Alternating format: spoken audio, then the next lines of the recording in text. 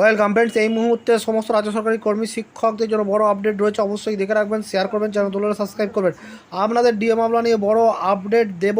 আপনারা জানেন যে আপনাদের ডিএ মামলা যেটা সুপ্রিম কোর্টে এখনও চলছে, কিন্তু পালা বদল মানে এই রাজ্যে সরকার বদল হওয়ার সঙ্গে সঙ্গে সেই মামলা 3 সপ্তাহের জন্য পিছিয়ে দেওয়ার কথা বলা হয়েছিল।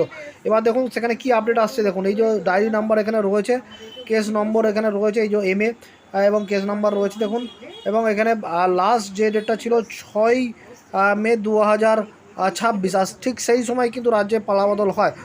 অনারেবল জাস্টিস সঞ্জয় কারোল এবং অনারেবল জাস্টিস প্রশান্ত কুমার মিশ্রের ডিভিশন বেঞ্চে আবার ওঠার কথা ছিল 6 মে, কিন্তু সেটা 3 সপ্তাহের জন্য পিছিয়ে দেওয়ার জন্য কিন্তু পিছিয়ে যায়। এবারে কিন্তু আবার কিন্তু ডিএ মামলার ডেট পড়েছে।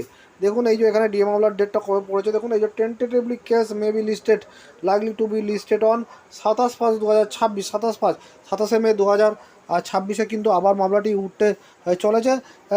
সেখানে কিন্তু সরকারকে কিন্তু রিপোর্ট দিতে হবে যে কতদূর কি ডিএ দেওয়া হয়েছে।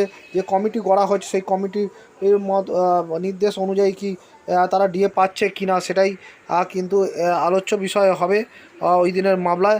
আরও কী হয় সেটাই দেখার। তবে নতুন সরকার আসার পরে কিন্তু এখনও সরকারি কর্মী শিক্ষকরা কিন্তু কোনোভাবে নতুন কোনো ডিএ তারা পাননি, যদিও তারা খুব আশাবাদী। সকলেই আশাবাদী যে নতুন সরকারের কাছে আশাবাদী যে কিছুটা ডিএ তারা পাবে। ধন্যবাদ।